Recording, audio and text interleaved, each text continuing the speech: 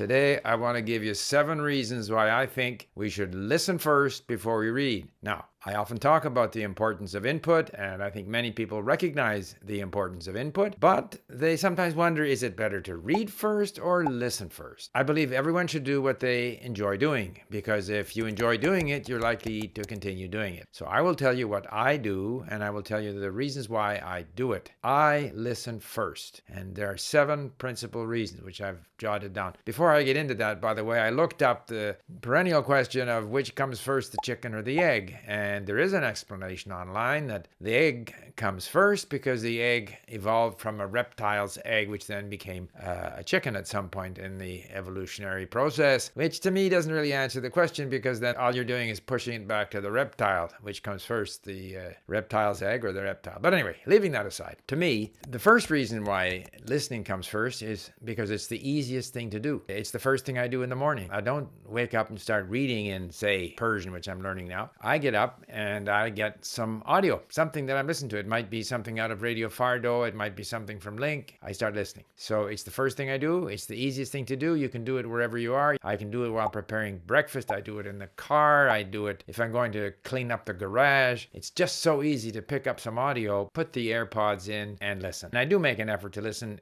in Link, because then at least I get credit for those listening hours, whereas if I'm listening on some other app, I'm usually too lazy to manually add those listening hours to my statistics. Now, somewhat related to that is the idea that listening is something you can do while doing other chores. It's the same idea, but the benefit is different. It's not because it's the easiest thing to do, but it's because very often when we're studying languages, we kind of think, gee, I wish I were doing something else. Whereas with listening, you can have the feeling that you are killing 2 birds with 1 stone. And you don't have to understand everything you're listening to, but again, it's part of this idea that it's easier to do, and also part of the fact that, again, and I'm going to get into exercise, but first thing I do in the morning is I grab my Persian listening and I grab my app that I have for exercise. And I think the fact that I can listen to my Farsi motivates me to do my exercises. The fact that I'm doing the exercises motivates me to do the Farsi or the Persian. So there's a symbiosis there, a synergy. And so the multitasking capability strengthens our willingness to do both.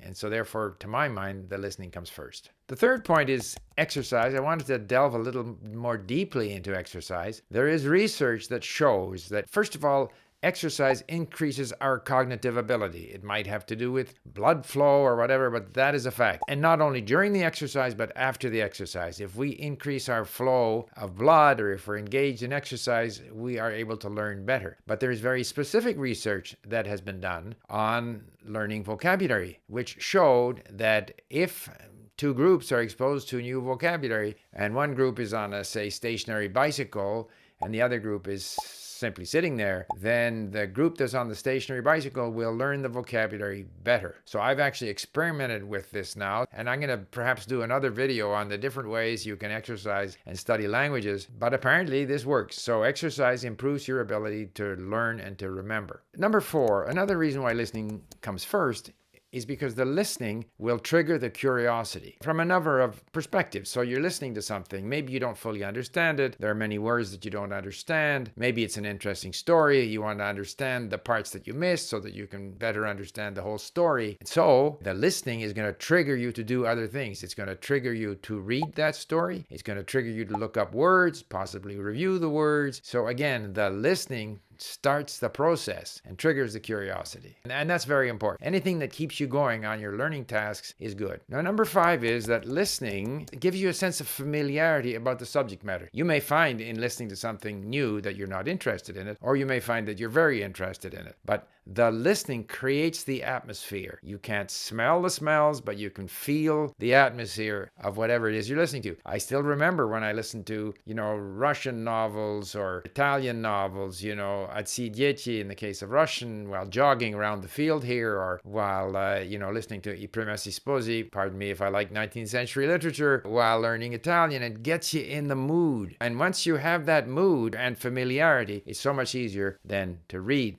Again, number 7, it's sort of related to this idea that you gain some familiarity with the subject matter, but it's more than that. It's this idea that you gain momentum. So you have heard it. You've heard the rhythm of the language, and phrases and words have bounced around in your brain, and you've got the intonation, and then you've heard the person's voice. And all of that gives you momentum so that when you go to read, because when we read, inevitably we subvocalize, you've got some of that momentum, that intonation, and it pushes you forward. You're not fighting inertia. You've got some momentum going in your favor if you have been listening first. So that's the seventh reason why I think listening comes first. Now, people are going to say, when I listen, I can't maintain my focus. That's all true. And our ability to focus varies according to many different factors. I, for example, find that I am least able to focus if I just sit in a chair and don't do anything else. I can't just sit there and listen. I got to do something. Now, how much am I able to focus in? It's going to depend on my level in the language, on my interest in the subject matter, the audio quality, the narrator's voice quality. All of these things affect how much you're able to concentrate. Also, certain activities lend themselves more to staying focused. So I'm able to focus quite well while driving. If I'm exercising or lifting weights or even trying to organize my garage, it's much more difficult to stay focused. It doesn't matter, because if you can listen to a lot, you're getting this rhythm, the intonation, as I've said, all those good things, but you're also picking up words and phrases. And you may not get them all, but whatever you do get goes into your database, into your reserve memory. And when we are reading or listening in the language, we're constantly predicting what's going to happen in the language. This is based on MRI research. So we're trying to predict what's going to come at us. We don't know to what extent these little bits and pieces of words and phrases that we noticed while listening, even though we weren't totally focused the whole time, to what extent is our ability to predict what's going to happen influenced by these little bits and pieces, these words and phrases. Similarly, when we go to speak, we know from research that we tend to grab words that we're confident we can use, or grab structures that we're confident we can use, and we kind of shape our utterances around things that we're comfortable using or we think are going to work. And again, it's this error-driven process that's either confirmed as being, is working or not working. But in many cases, I think, again, we will grab some of these words and phrases that for whatever reason we heard or noticed while listening, even though we were sort of fading in and out of the content while listening. So I think people shouldn't take the position that I'm only going to listen if I understand everything. That's not how listening works. You're going to understand better sometimes than at other times, and you're going to be able to focus better in some situations than other situations. So to summarize, input is so important, listening and reading. Obviously, we all want to get to speaking and we want to speak a lot, but we need to have that listening and reading to give us the weapons, the words, the phrases, the familiarity that we need in order to have successful interactions in the language. If we listen and listen a lot, it's going to improve our ability to read. It's going to improve our ability to learn from our reading. And because it's easy to do, it's going to keep us going. So I'm not saying that listening is more important, but if I'm asked which do I start with, then I start with listening for all of the reasons that I outlined. And I'd be interested in hearing your views on this subject.